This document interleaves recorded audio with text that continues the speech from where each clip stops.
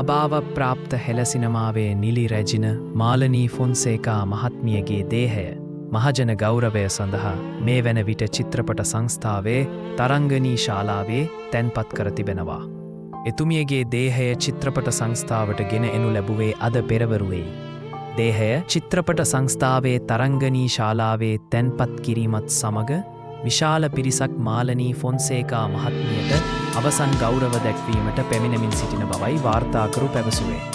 මාලනී ෆොන්සේකා මහත්මියගේ දේහය පිළිබඳ අවසන් කටයුතු හෙට දිනයේ කොළඹ නිදහස් චතුරස්‍රයේදී රාජ්‍ය ගෞරව සහිතව සිදු කිරීමට නියමිතයි. මාලනී ෆොන්සේකා මහත්මියට අවසන් ගෞරව දැක්වීමට හිටපු ජනාධිපතිවරුන් වන මහින්ද රාජපක්ෂ මහතා, ගෝඨාභය රාජපක්ෂ මහතා සහ සංස්කෘතික කටයුතු අමාත්‍ය හිනිදුම සුනිල් සෙනෙවී මහතා ඇතුළු තවත් කලාකරුවන් රැසක් චිත්‍රපට සංස්ථාවට පැමිණියා.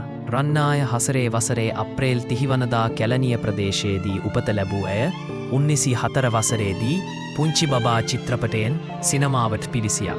1940ක් වසරේ අප්‍රේල් 30 වනදා කැලණිය ප්‍රදේශයේදී උපත ලැබූ ඇය 1960 වසරේදී පුංචි බබා චිත්‍රපටයෙන් සිනමාවට පිවිසියා.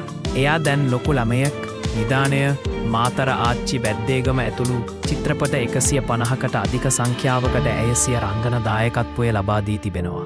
එමෙන්ම විජය මාලනී, ගාමිණි මාලනී සහ රවීන්ද්‍ර මාලනී යන යුග මෙරට ජනතාව අතර ඉමහත් ජනප්‍රියත්වයට පත් වුණා. චිත්‍රපට අධ්‍යක්ෂණය, තිර රචනය හා නිෂ්පාදනයද ඇය විසින් සිදු කළ අතර ටෙලිනාට්‍ය රැසකටද සිය රංගන දායකත්වය ලබා දුන්නා.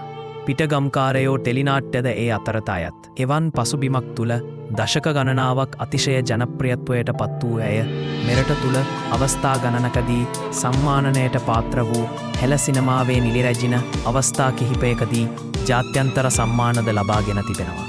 2010 වසරේදී එක්සත් ජනතා නිදහස සන්ධානයේ ජාතික ලැයිස්තු මන්ත්‍රීවරයක් ලෙස පත් වූ මාලනී ෆොන්සේකා මහත්මිය 2015 දක්වා පාර්ලිමේන්තුව නියෝජනය කළා.